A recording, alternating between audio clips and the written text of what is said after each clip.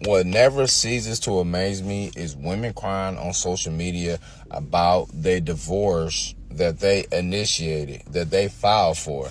Oh, yes, my ex-husband has moved on. We broke up. He's thriving. Maybe I should have worked it out.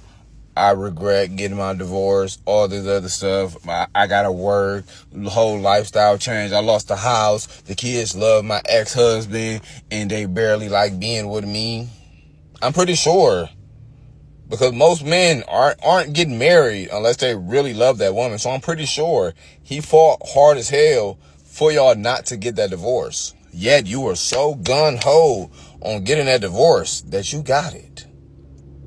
You got it exact. Hindsight is 2020. Now you see how it feels to be divorced, how it feels to be out here dating. Because it looked green on the other side when you're in that marriage and y'all going through shit. And y'all just can't figure shit out right now. But y'all could if y'all stick together. But you couldn't see that. You see everybody else outside having fun. You see the fucking highlights. You don't see the lowlights. You don't see the lonely nights. You don't see them taking they depression medicine or anxiety medicine or drinking themselves or drugging themselves to sleep. You don't see those nights. You just thought the grass was greener. So you left your husband. You broke your family up. Now you regret that shit. And it never ceased to amaze me. What's good, everybody? It's your boy Money Marco. How y'all doing tonight? Shout out to my new subs. I'm up to 25 subs.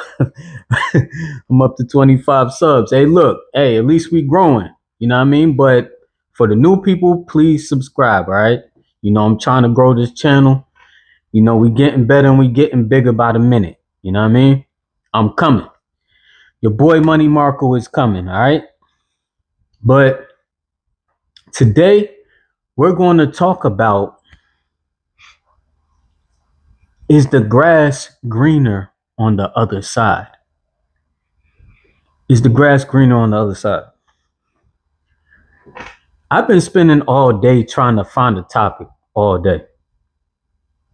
I've been trying to look for something different because it seems like I keep coming to the same topic. Maybe it's because, I'm freshly divorced myself. Maybe that's why, because I'm actually going through a divorce right now. So it's on my conscience and, I got experience in it and I'm, going through it.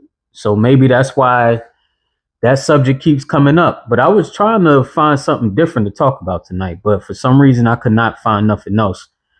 But I came across these videos on TikTok, and they was just hitting it on the nail. I couldn't think of nothing else to talk about. So I was like, all right, we're going to talk about this tonight, and what we're going to talk about is the grass greener on the other side, right? And that's a question that comes up often. A lot of women would sit there and lie and say it is. You see a lot of videos of women acting like their life is better after they got a divorce from a good man. They'll act like it's the best decision they made, right? But in reality, what's really happening is that same man that they claim that they're happy for leaving is thriving. He done got a new wife and everything, living his best life. At first, it looked like she was living her best life because, of course, she's going to make it seem like that on social media and tell her friends like she's all good and all gravy and everything's happy. But then reality starts to hit her. Reality starts to hit her, especially if she got kids, because now she's a single mom. She came from being a wife with the assistance of a husband in a house to now becoming a single mom. You're literally moving backwards, my girl. You're moving backwards. You're thinking backwards, which is common. Because like I said in one of my previous videos, women, they think with emotions. Men, we think logical. A lot of women think with emotions. And these emotions come from dopamine hits. And sometimes, a lot of the times, they even get emotional and upset when they see their friends showing the highlights of what they're doing in their marriage and their relationships. or it don't even got to be their friends. It could be other people, especially with the days of social media in 2026. So then they see these other people going on vacation, getting a house, got the kids, getting good gifts, making it look like they living all perfect and everything. And then they're comparing that person's life with their own. So then they go home and they see their husband and think he's inadequate because they see their friend's husband doing something big for them, or social media influencers husband doing something big for them, or they taking vacations, this, that, and the third. That's why there's the saying that says, because comparison is the thief of joy. I'm going to repeat that. Comparison is the thief of joy. A lot of y'all comparing your marriage to other people's marriage. You got your own marriage. Every marriage is unique.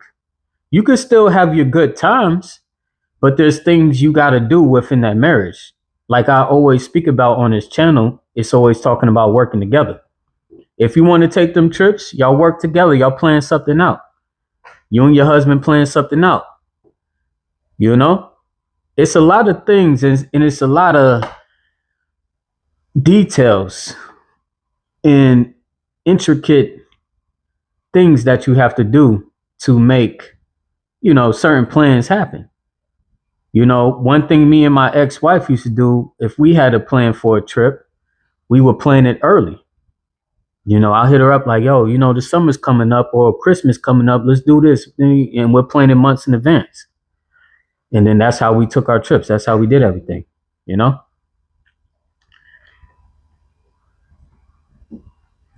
Speaking of my ex-wife, it's now starting to hit her just like I knew it would. Now she's regretting her choice of divorcing me. Now she's trying to rekindle the marriage.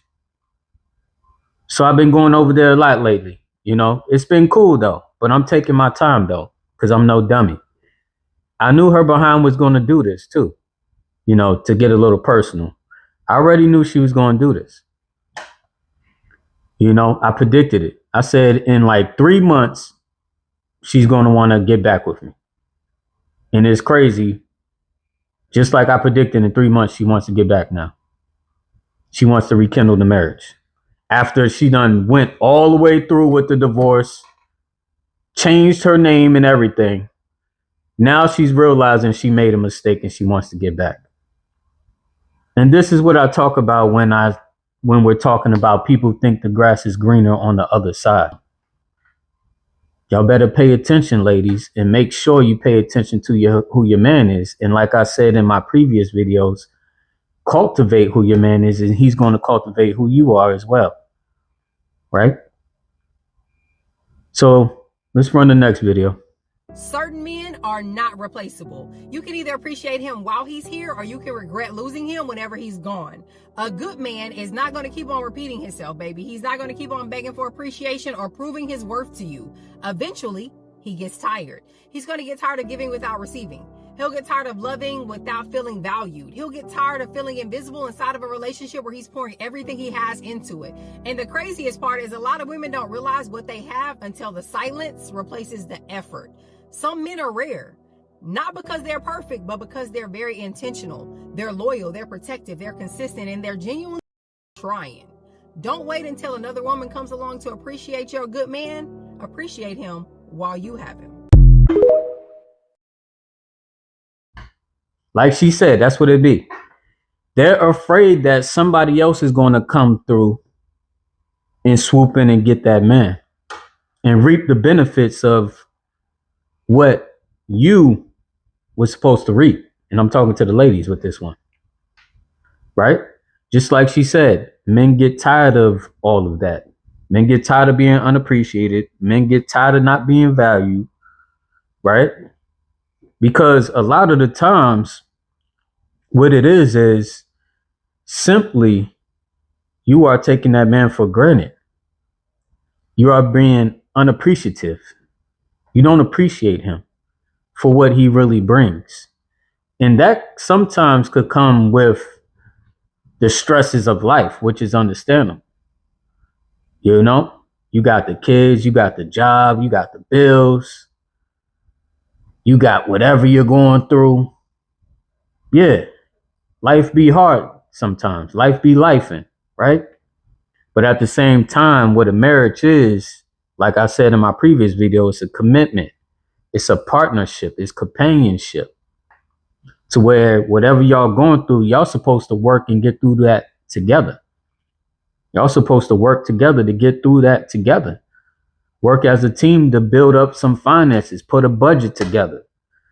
Put a budget together to where y'all save some money, invest some money, start a business. It's a lot of things you could do to level up in this game. 2 heads is better than 1 head. 2 heads is better than 1 head. So that's why I'm always talking about y'all working together to make things happen. You know? And a lot of y'all women, y'all be like, y'all just be wanting the man to do everything. Y'all just be wanting him to be a straight up businessman right off the top and be like Diddy or somebody right off the top. Those type of men are rare. Those type of men are exceptional. But guess what? You might have that man and not even know it. We're in 2026 to where they want the finished product already, and they're not even looking at the potential that man could actually be that one day. You know, back a couple like a decade ago, they was picking men based off their potential.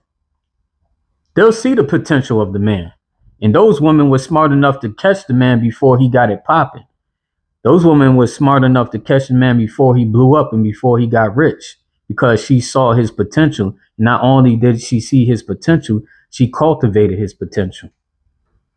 She helped him build to get to where he got to build and get to. And then guess what? Those are the ones that you see on social media taking them vacations together, where the man is buying his woman a G-Wagon in, what's the name of those purses? Birkin bags and all types of stuff. Because she saw his potential and she built with him. Right? It's that simple. But unfortunately, you know, they be thinking the grass is greener on the other side and think they could leave and find a man. It's just like I said in my previous videos when I said, once a woman thinks the grass is greener on the other side, fellas, just let her go. Let her go. Because just like I said, a woman is emotional. She's emotionally attached to the idea of life without you. She's emotionally attached to that illusion, to that fantasy of thinking the grass is greener on the other side. She's emotionally attached to it.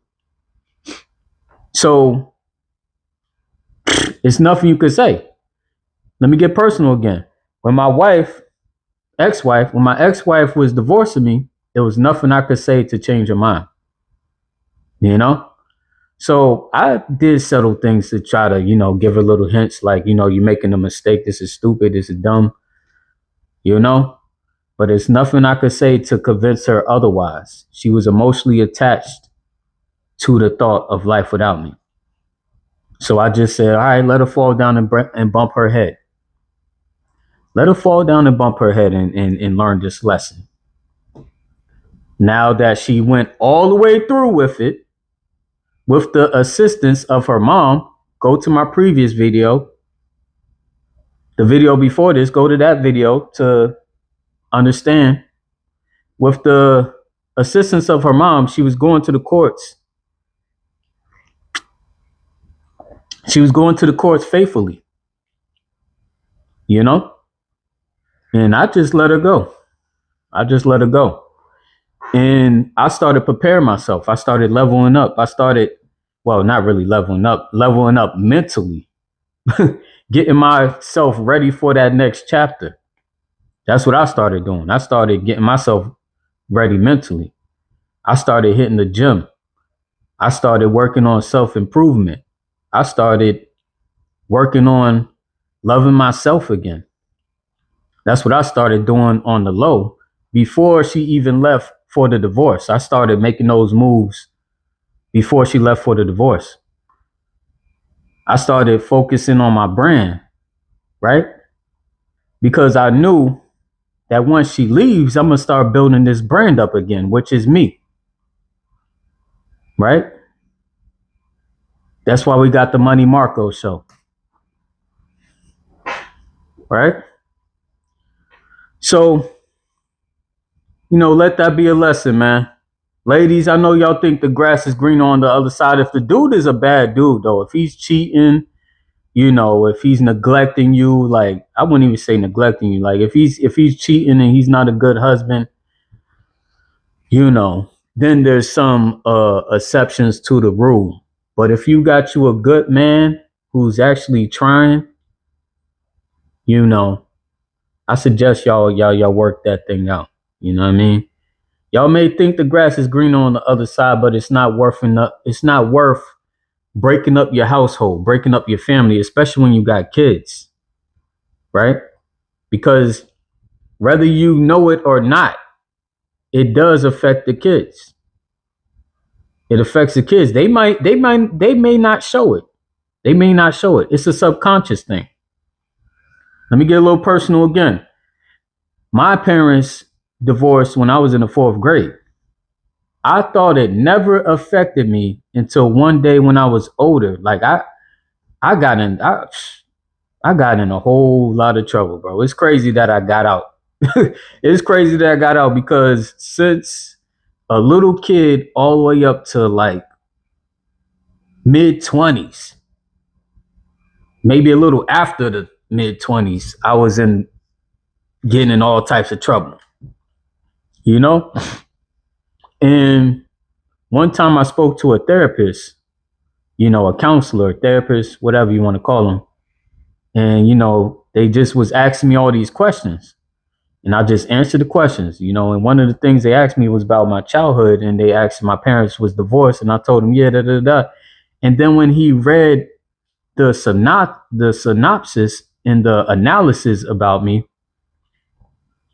he pretty much broke down why one of the reasons why I am the way I was and why I was getting in so much trouble and this, that, and the third was because my parents got divorced. And I was like, what? I was like, nah, that ain't it. It never affected me. That's what I thought.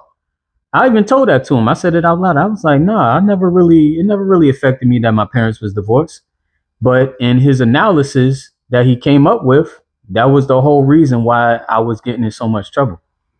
Was because, I may not have known it, but it was a subconscious thing.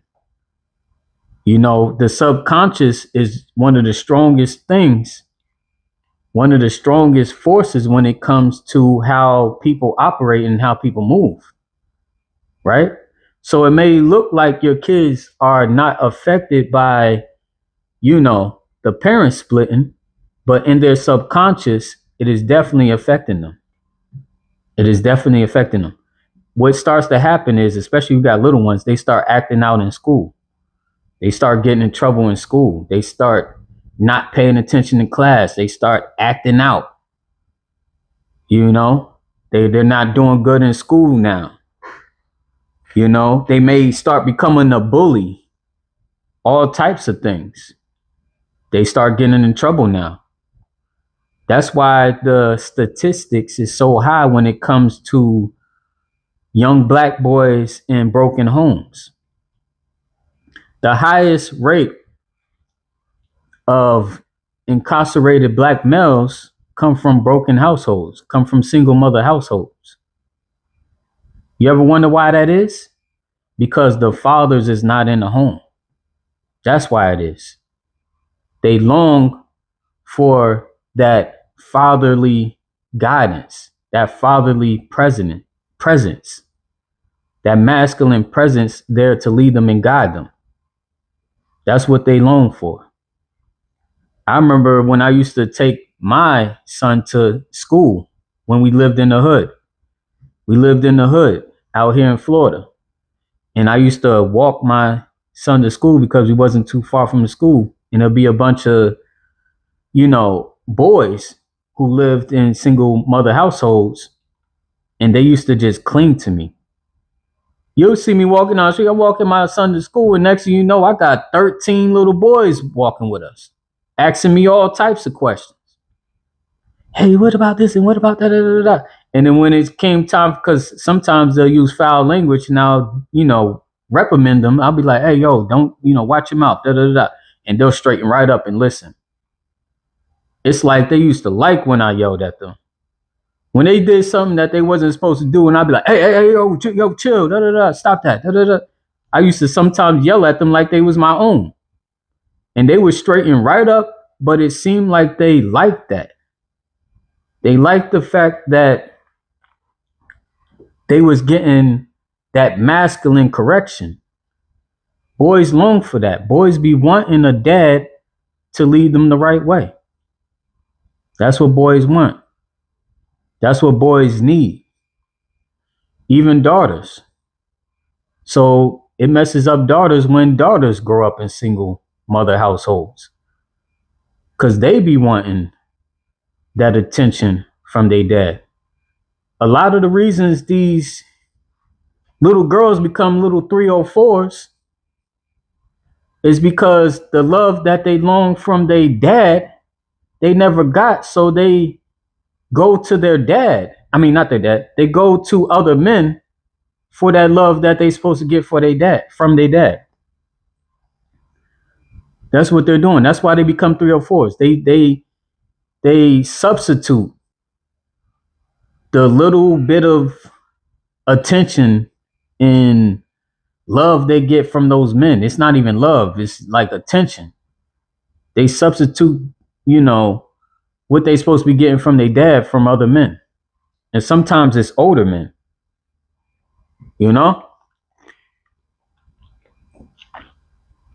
I could go all day with this subject, but I'm going to put in another video. I talked long enough.